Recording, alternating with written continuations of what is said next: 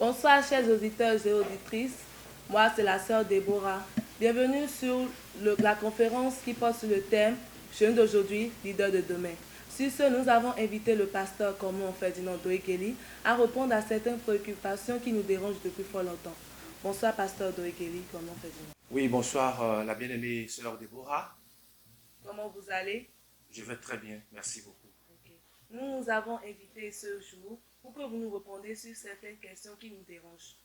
Sur ce, la première question est, quelle est la base du développement de la jeunesse? Ok, merci pour la question, sœur Déborah. Et je m'en vais saluer d'abord tous les auditeurs et les auditrices. Que Dieu vous fortifie, que Dieu vous bénisse abondamment. Et excusez-moi beaucoup pour le temps.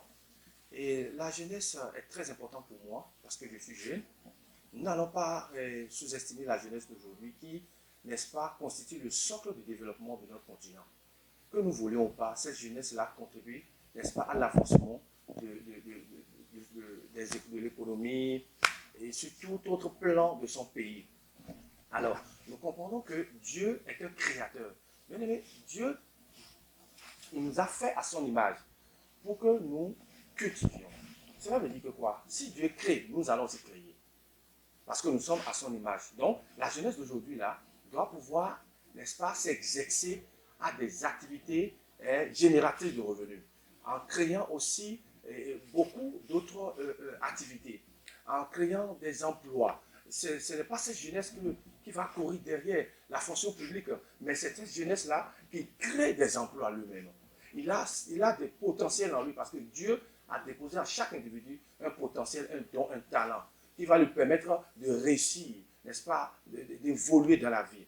Alors, si nous faisons recours à la parole, nous comprenons que Dieu a doté de la sagesse, de la science et de l'intelligence aux 4 jeunes gens dans Daniel 1, 17. Donc aujourd'hui, le Dieu que nous servons, il n'a pas changé. Dans Hébreux 13, verset 8, il est le même. Donc si Dieu est le même, il est capable de te donner aussi cette capacité de développer, cette sagesse de résoudre les situations.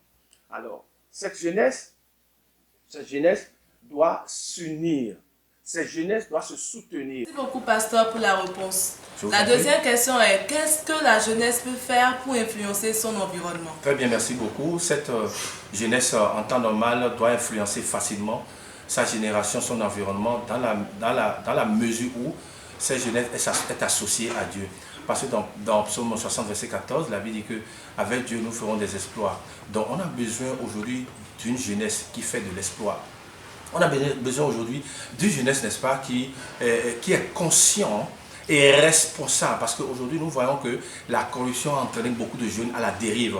Cette jeunesse dont nous voulons aujourd'hui pour bâtir, construire ou développer son environnement est cette jeunesse-là qui est incorruptible. On ne doit pas corrompre la jeunesse. C'est très important, d'autant plus que nous comprenons que la jeunesse est le maillon, est le socle du développement.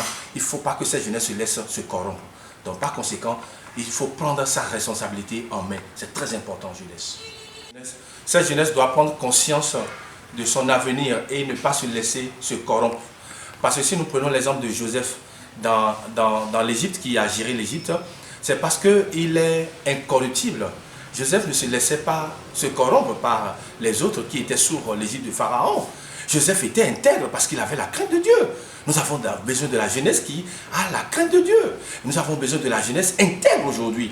Donc c'est très important. Ça fera que les leaders d'aujourd'hui auront confiance à cette jeunesse-là et les confier des responsabilités et des tâches nobles. Donc jeunesse, tu peux y arriver. Prenons aussi l'exemple de Daniel, parce que je m'appesantis un peu sur la parole de Dieu, sur la Bible. Et Daniel a été intègre parce que au palais, le roi l'a associé. Il avait besoin d'éclaircir l'opinion parce que le roi a eu un songe qui, n'est-ce pas, lui paraît un peu flou. Mais l'arrivée de Daniel a décanté la situation. On a besoin de cette jeunesse aujourd'hui qui s'intéresse à la parole de Dieu. Parce que sans la parole de Dieu, on ne peut pas parler d'influence, on ne peut pas parler d'impact. Donc jeunesse, tu as besoin de t'associer à la parole de Dieu, qui est la lumière qui va t'éclairer, à impacter ta génération. Là, on parlera d'un développement sain et fiable. Tu comprends un peu? Que Dieu te bénisse beaucoup, jeunesse. Donc tu peux y arriver. Merci beaucoup, jeunesse. Merci, pasteur Komon Ferdinand, pour votre intervention. Maintenant, quel est votre mot de fin? Merci, la sœur Déborah. Et mon mot de fin ne serait que d'encourager la classe de la jeunesse aujourd'hui. La jeunesse, que personne ne te banalise, que personne ne bafoue ta jeunesse, tu peux réussir. Je m'en vais t'encourager que tu peux devenir, tu peux y arriver, parce que je sais que Dieu a mis un potentiel à toi. Ne te sous-estime pas et que personne ne bafoue ta jeunesse. Tu peux y arriver, tu peux réussir, c'est très important. La Bible dit dans Jean 1, verset 12, que à tous ceux qui l'ont reçu, à tous ceux qui croient en lui, il a donné le pouvoir de devenir jeune. Tu peux devenir. Que personne ne te décourage. Le découragement n'est pas dans le dictionnaire de Dieu. Donc, je m'en vais te dire que le développement de ton pays doit, n'est-ce pas, te préoccuper plus. À cela, tu dois prendre conscience, très très important, en fuyant la passion de ce monde, donc telles que la fornication, le viol, la méchanceté, la guerre, la prostitution, toutes ces choses-là, tu dois pouvoir fuir ces choses. Parce que pour développer, il faut éviter ces choses, c'est très important. Et je m'en vais te donner encore l'exemple de Joseph en Égypte, à qui le roi Pharaon a confié la gestion de la cité égyptienne. Il a géré cette cité vraiment à l'exemple de Dieu, avec la crainte de Dieu. Donc jeune aujourd'hui, tu as besoin aussi d'être investi de la crainte de Dieu pour y arriver. Vraiment, prends courage, fortifie-toi, va de l'avant. Dieu est avec toi. Merci. En résumé, nous pouvons conclure que, jeunes que nous sommes, nous avons de potentiel en nous et que nous devons utiliser ces potentiels pour impacter, pour influencer notre entourage.